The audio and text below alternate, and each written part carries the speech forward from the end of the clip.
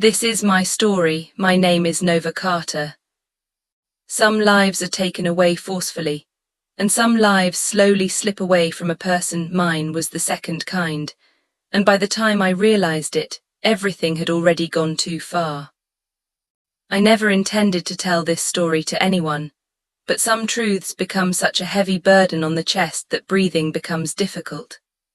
This story isn't just mine, it's the story of an unjust system where faces are valued more than hard work, where even your own people believe they have the right to take what belongs to you. About 10 years ago, when I was still at the age where people are only learning how to dream, I decided to turn my dreams into reality. I laid the foundation of a small tech company. That company wasn't just a business, it was my refuge, my identity.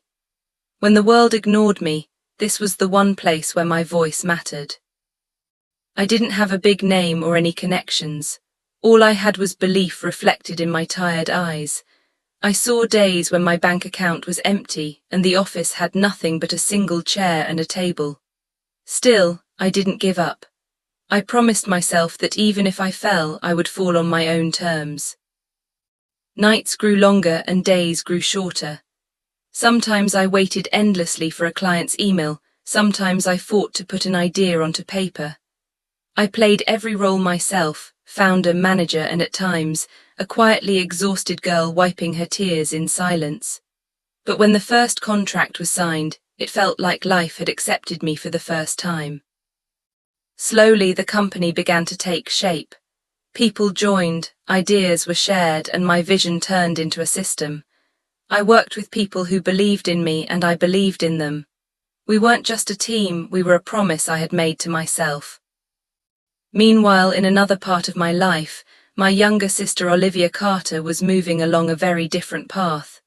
She had always been drawn to the spotlight. Where I kept my success private, she expected success as a given. In the family, her name was mentioned as if she had been born accomplished. I never took this comparison seriously. I believed everyone fights their own battles. But when Olivia graduated from a top business school, the atmosphere at home changed. Conversations were no longer just about pride, comparisons had begun. I was told that Olivia's thinking was more modern, that she understood the market better than I did. At first, these words sounded like advice, but slowly they turned into expectations. I began to feel like my company was no longer my personal struggle. It was becoming a family project without my consent. When Olivia joined the company, she carried herself as if she had always belonged there. Her words were full of confidence and people were naturally drawn to her. At first, I saw this as a good thing. I thought maybe she would lighten my burden. But then things started happening that weren't spoken aloud, they were revealed through behavior. My name began to disappear from meetings. Decisions were made by her first and only later communicated to me. The certainty that once existed on my team's faces was gone. I was now looked at like a picture from the past. Then came the day that changed the direction of my life. A family dinner. Everyone seated at the same table, smiles perfectly placed. And then the conversation turned to the future. Leadership, control of the company. My name was ignored as if I wasn't even present. That was the moment I understood for the first time that this wasn't just a family issue. It was a power game. A game where relationships only matter until they stand in the way of decisions. That night I stayed awake for hours. I thought about every contract, every client, every name tied to my company. I also questioned who stood by me because I was the founder, and who stood by me because I was Emily. Inside me, I felt a strength I had never felt before. I didn't make any announcements that night. I didn't argue. But I made one thing clear to myself: if I was going to be pushed out of the world I had built, then I would quietly build a new one of my own. You may think I was still silent, but the truth is, that was the moment I was preparing the most. The journey was more about thought than words. This was the point where I started speaking less and observing more. People assumed I was stepping back, but in reality, For the first time, I was looking at my life from the exact place where the real picture becomes visible. The days after the family dinner were the strangest days of my life. Everything was the same, the office, the people, the meetings, but my position had changed. People still spoke to me, but now there were more questions in their eyes and less belief. As if I was no longer someone who made decisions, only someone who existed within them. My sister's attitude kept changing. She wasn't just sharing ideas anymore, she was giving direction.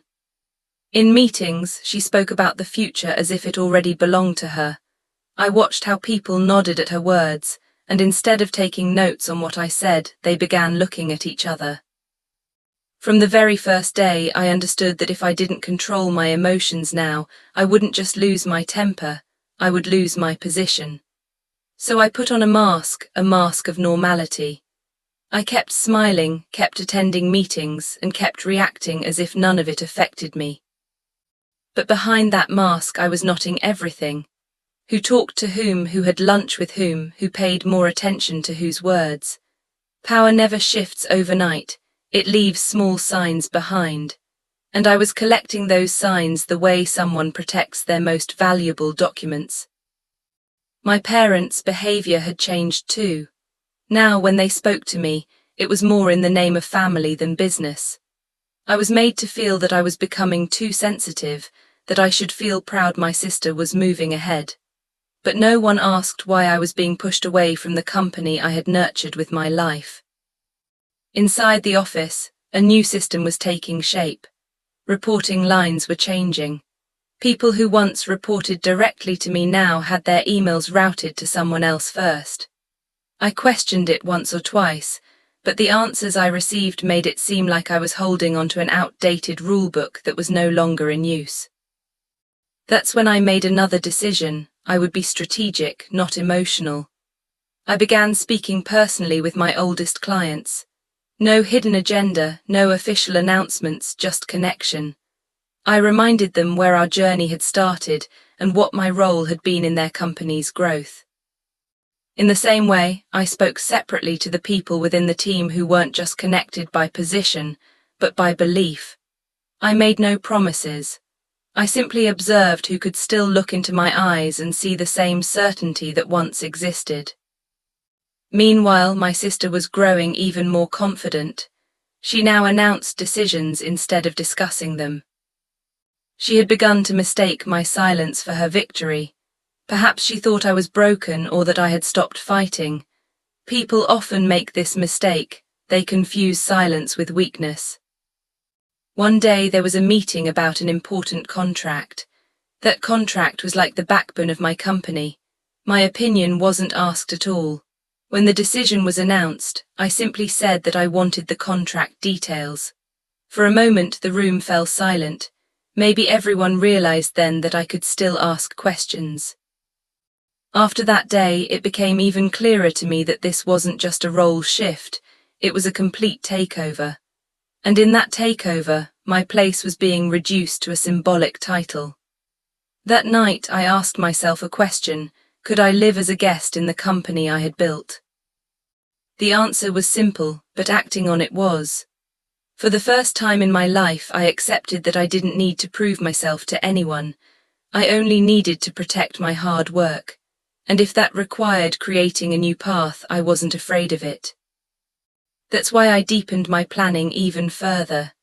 This was no longer just defense, it was a foundation. I began understanding legal structures, reading market movements, and preparing myself the way someone does before starting a journey in the middle of a dark night. And most importantly, I kept that smile on my face, the one that convinced everyone that everything was fine. Because the day people realize you're prepared is the day your surprise disappears. If you think all of this was just a silent adjustment, remember this: the ground was only being prepared. The real earthquake was still yet to come, where every step mattered more than every word. This was the phase where there was no room for mistakes, and where patience itself became the strongest weapon. Days kept passing, but the change happening inside the company was no longer hidden. The center of every decision had shifted. My sister, Olivia Carter's name appeared at the top of email threads, while my name was either placed in CC or missing altogether. People no longer looked at me as the founder, but as a formal presence, someone who was there, but not in control. I also noticed that many people who were once the strongest part of my team were now confused. They were still emotionally connected to me, but the system was slowly pulling them away. And that's how systems always work. First they weaken connections, then they weaken belief. I kept myself under strict control. I didn't create any open confrontation. I didn't pick a direct fight with Olivia, because I knew that arguing with people intoxicated by power only wastes energy. I saved my energy because I knew I would need it later. During this time, I began reviewing the company's internal records, contracts, partnerships, client histories. All of this was a result of my own work, so I remembered every detail. I knew which clients stayed because of the brand and which stayed because of relationships, and that difference mattered more than anyone realized. I started keeping my meetings private and personal. No official agendas, no boardrooms, just conversations, just memory. I kept meeting the people who had been there since the beginning, the ones who knew this company was more than just an idea. I didn't make them offers. I simply reminded them of what we had built together. Olivia probably had no idea how loaded my silence was. She began seeing herself as unstoppable. Gratitude faded from her words, replaced by entitlement. She forgot that what she was receiving wasn't something she had created, it was something I had built. Then one day, a major announcement was made inside the company. Structural changes, a new leadership flow. Everything was presented as if it had already been decided long ago. My role was officially reduced. No discussion, no mutual agreement, just a statement. At that moment, I didn't feel shocked. Perhaps because I was mentally prepared for it, but it became clear to me that this game was no longer halfway, it was reaching its end. Either I would slowly dissolve inside my own company, or I would create a new path for myself. That was the point where I began turning my planning into action. I started working on the legal framework of a new entity. Everything was clean, everything was silent. There was nothing that could later be used to point a finger at me. I knew every step I took would be examined. The most important thing was this: I forced nothing. I didn't pressure any client to move. I didn't tempt any employee.